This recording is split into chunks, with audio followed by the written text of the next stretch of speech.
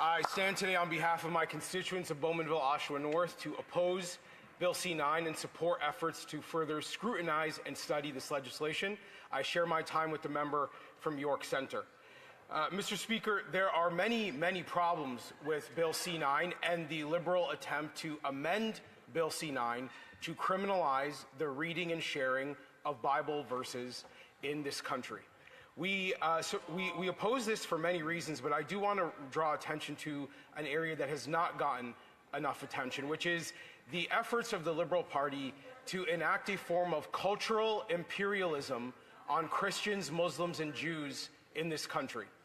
I want to share with you, Mr. Speaker, an academic definition of cultural imperialism, because I am sure many in the House probably are not used to hearing that term to describe what the Liberal Party is attempting to do to citizens of our country. This definition comes from EBSCO, a research database published in 2024, and the definition reads, as I say, cultural imperialism refers to the imposition of one culture's values, beliefs, and practices over another, often leading to the erosion of the latter's unique cultural identity. It manifests through various mediums, including education, religion, and media, where dominant cultures often shape and redefine the social and ethical frameworks of less dominant societies. Cultural imperialism causes changes that are usually faster than would otherwise occur, and in a direction that benefits those from the dominant or influencing culture. The faster pace can mean that the changes have a destabilizing effect on other aspects of the culture, and the association of the changes with benefits accruing to members of the dominant culture. Taken together, that means that one party is benefiting from actions that are harmful to others.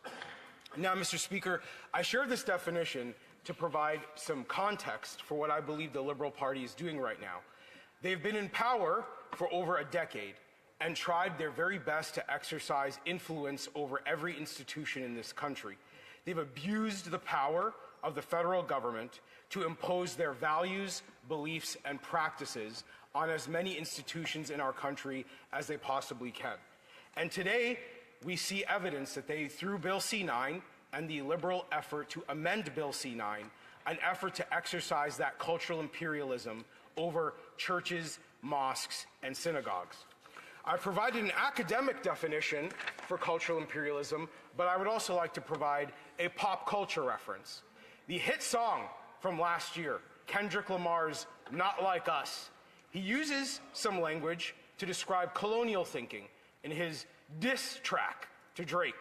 He says, and I quote, "You not a colleague, you a colonizer." And that, Mr. Speaker, is precisely what the Liberal Party is attempting to do to Christians, Muslims, and Jews in this country. Liberals are not treating the diverse communities of our country with any degree of respect. They are not treating them like colleagues to listen to them and work with them and respect their traditions and their faiths.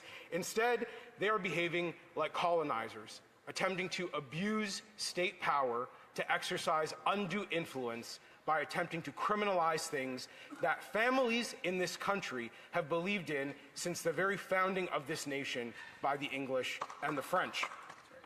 Now, they will, of course, as they have throughout this morning and this afternoon, made efforts to characterize our concerns over this legislation as theatrics.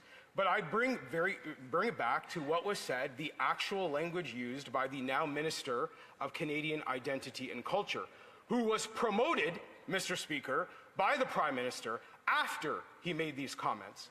As chair of the Justice Committee on October 30th, he said that 3 books of the Bible, Leviticus, Deuteronomy, and Romans, are hateful.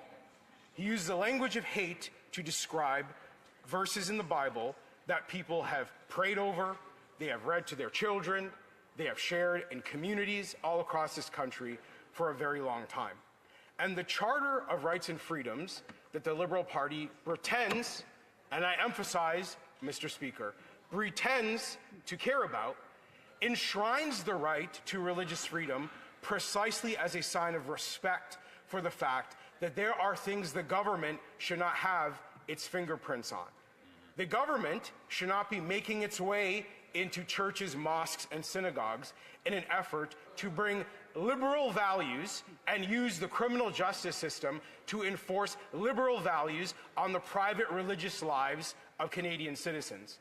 But that is precisely what a colonizer would do. That is precisely what a cultural imperialist would do. And liberal colonial. It would look at churches, mosques, and synagogues and say, how can the federal government get their way in there? And it is wrong. It is unethical, and it is against the traditions of this country. It is an insult to the Charter of Rights and Freedoms.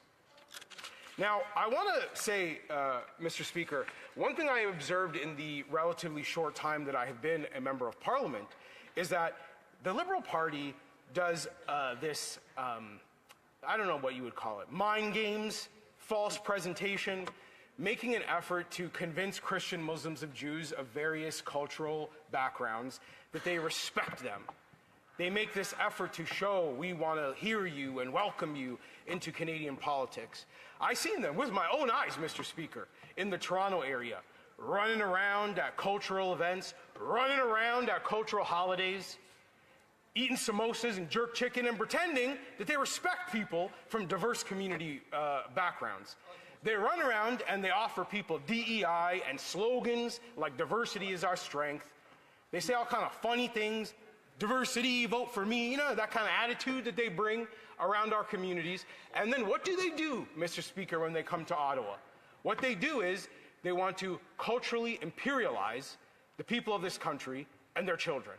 They actually have no respect for diversity at all, at all. And any Christian, Muslim, or Jew whose ancestors come from any part of the world must be able to unite in recognizing that the Liberal Party has no respect for our religions, our traditions, or our values. They believe that the federal government is superior to us, and they believe they have the right to impose their values on our churches, mosques, and synagogues. You know, I believe when we talk about the language of colonizers and culturally imperialists, we have to recognize that when they attack Scripture, when they attack the Bible, when they attack our religions, when they try to justify bringing the criminal justice system into our places of worship, what they are doing is trying to strip away the things that make us well-rounded people.